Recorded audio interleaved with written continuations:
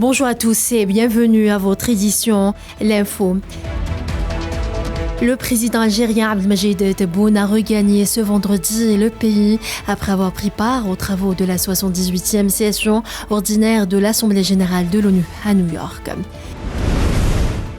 Le secrétaire général des Nations Unies, Antonio Guterres, effectuera une visite dans les territoires palestiniens en octobre. Guterres a annoncé sa visite lors d'une réunion avec le président palestinien Mahmoud Abbas en marge de la 78e session de l'Assemblée générale des Nations Unies. Un jeune Palestinien touché par une balle tirée par des forces de l'occupation sioniste dans la nuit de jeudi à vendredi au cours d'une nouvelle incursion dans le village de Kafardan à Jenin est tombé en martyr. Une deuxième équipe de sauvetage de la protection civile algérienne s'est envolée hier jeudi de l'aéroport militaire de Boufarik en direction de la ville libyenne de Derna pour poursuivre les opérations de sauvetage et de secours dans le cadre de la mission de solidarité suite aux inondations ayant frappé l'est de ce pays. Plus de 43 000 personnes ont été déplacées après les inondations meurtrières qui ont dévasté l'est de la Libye, notamment la ville de Derna, a indiqué hier l'agence des migrations de l'ONU. 9 personnes ont été tuées et plusieurs autres blessées hier dans une embuscade tendue par des assaillants inconnus dans le nord du Ghana. Les forces gouvernementales éthiopiennes ont tué dans l'ouest de la Somalie 462 terroristes, a annoncé le ministère éthiopien de la Défense.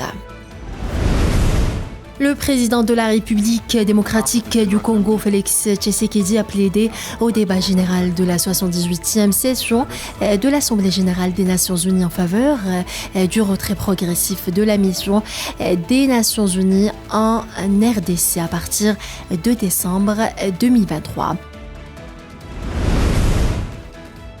Par ailleurs, le président congolais a indiqué à New York que les élections générales en République démocratique du Congo se tiendront comme prévu à la fin de cette année 2023.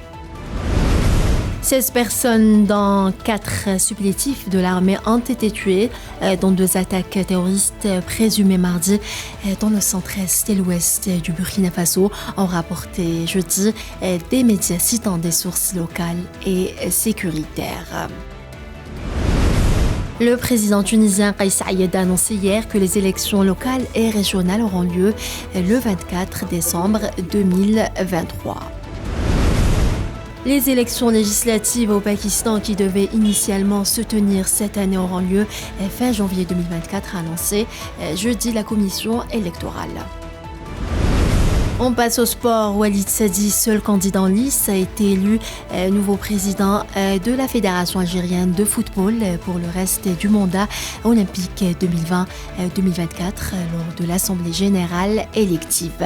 Voilà, c'est la fin de ce bulletin d'information. Merci à vous tous de l'avoir suivi et à demain.